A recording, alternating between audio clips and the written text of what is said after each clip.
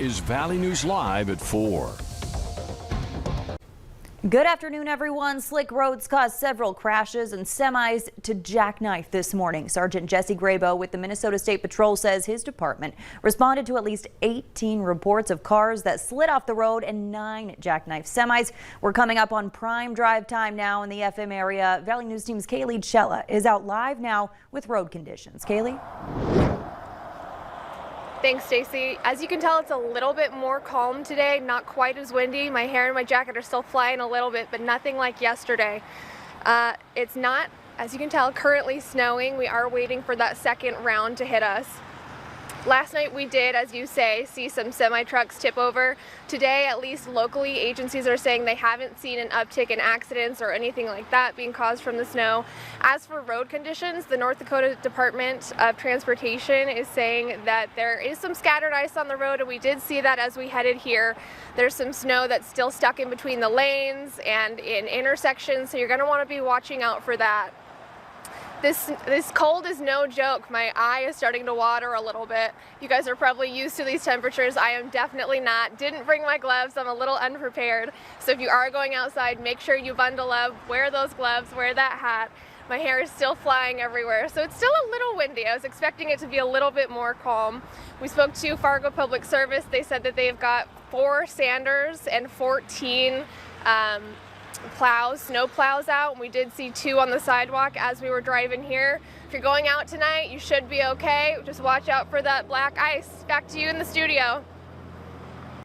Hey, thanks so much, Kaylee, for that live report. You can stick with Valley News Live for the latest on road conditions throughout the evening. But for now, Hutch joins us with a first look at what's next. Hutch. Stacy, thanks so much. And good evening, everyone. As we head through the 4 o'clock hour, we still have some concerns. Let's get to the snowfall across the region, though. We did get a report here, almost 6 inches in the Shevlin area. Thanks, Sharon, for sharing your photo. Here's a look at some other reports. Now, 1.1 inches of heavy, wet, sticky snow, 1.9 in Grand Forks. We did have some 6-inch totals, rather, not foot, thank goodness, in Shevlin, in Warroad, and Michigan and Carrington picking up about 3 inches. Edgeley, almost 3 inches. The wind gusts were just ridiculous. Did you hear them all night long, keeping you awake? It did me.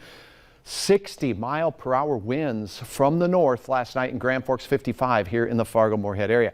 Here's a 4-panel display of the wind that's still problematic out there. The visibility is a little bit better, but our attention is turned to what's heading away for tonight. My main concern is cold and wind chills. It'll be on the dangerous side as the snow exits. The wind's still gusty out there, reducing visibilities. Here where you have the colors, you have gusts to nearly 40 miles per hour. At times, it's over 40 miles per hour. Reduced visibility where we have the greater amounts of snow on the ground to blow around from Bemidji out into portions of Lakes Country.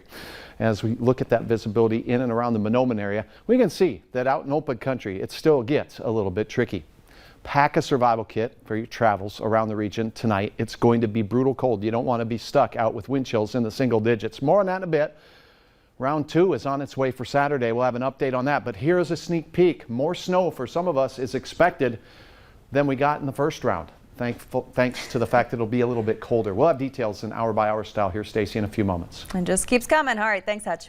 You can keep track of the weather right where you are with the VNL Weather app that has live radar and forecasts from our weather team. Just go to the app or Google Play Store and search VNL Weather. You can download it for free.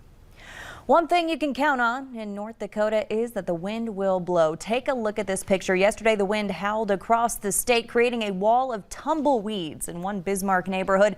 Gusts of up to 50 miles an hour were reported in some open areas. This wall, by the way, was 6 feet tall. And in South Dakota, take a look at this. The South Dakota Highway Patrol released images of semi-trucks tipped over along South Dakota's roadways yesterday. The Highway Patrol says they received more than 10 reports of semis getting knocked over by the wind, and they say a high wind advisory continues in South Dakota the rest of the day, which will create more hazardous driving conditions.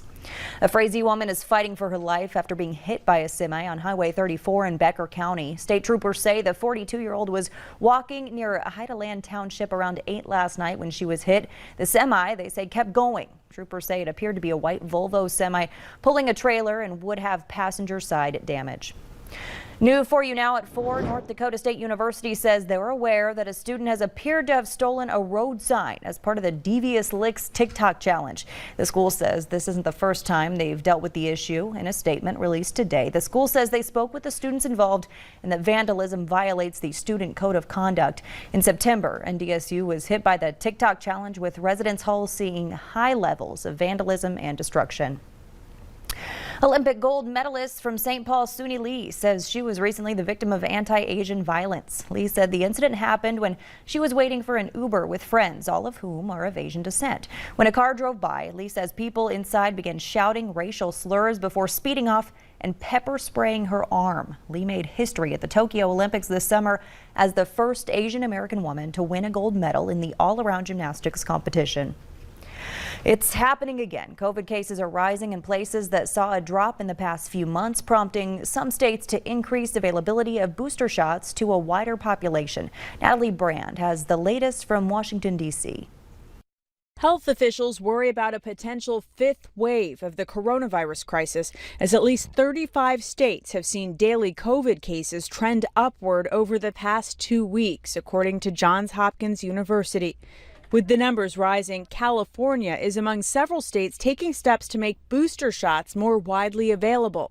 If you think you will benefit from getting a booster shot, I encourage you to go out and get it. Supplies available. California's State Department of Public Health is now directing healthcare providers not to turn away fully vaccinated adults who want the COVID booster shot 6 months after their second dose. The CDC currently recommends booster shots for seniors, people with chronic illnesses, and people who work in high-risk jobs. The Washington Post reports health officials in the Biden administration want to expand eligibility, but the CDC director wants to examine the data first. In Colorado, though, where COVID cases are spiking, the governor has signed an executive order declaring Colorado a high-risk COVID state, making all adults eligible for the booster. We still want to provide the very best care to our patients, but that's just a little more difficult in these trying times. 95% of the state's ICU beds are now full. The Department of Health says nearly 40% of hospitals in the state are expected to experience staffing shortages within a week. Everybody is still obviously committed to doing the best they can and take care of patients, but I think there's also sort of a sense of wanting the community to step up. Doctors say 80% of the state's hospitalized COVID patients are unvaccinated. Natalie Brand, CBS News, Washington. President Biden met virtually this morning with leaders of the Asia-Pacific Economic Cooperation Forum to address economic recovery in the region by shoring up supply chains and tackling labor issues. Today, the North Dakota State Senate passed a bill to reform vaccine mandate powers. It bans state and local governments from ordering vaccine mandates. Under the bill, companies will still be allowed to install their own vaccine mandates for their employees, but the legislature expanded exemptions for these company-ordered mandates, which include morals, proof of antibodies over the past 6 months, having a doctor's note, or undergoing weekly testing.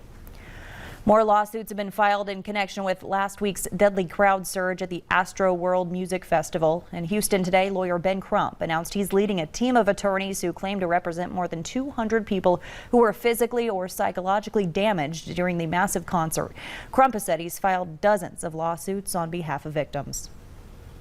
And I remember seeing people getting thrown on the ground, and I remember making the comment to my best friend, I refuse to ever be at a place and witness someone die in front of me and me not be able to do anything. 9 people as young as 14, as old as 27 have died from injuries suffered at the festival at Houston's NRG Park. Many more of the fans at the concert suffered injuries. A 9-year-old boy who was hurt at the concert remains hospitalized in critical condition.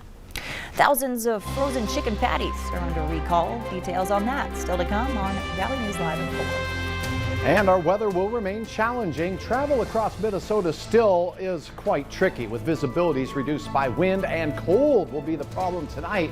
But Saturday, more snow is in your forecast. Round 2 is on its way. It's a First Alert Weather Day. Hour by hour details are next.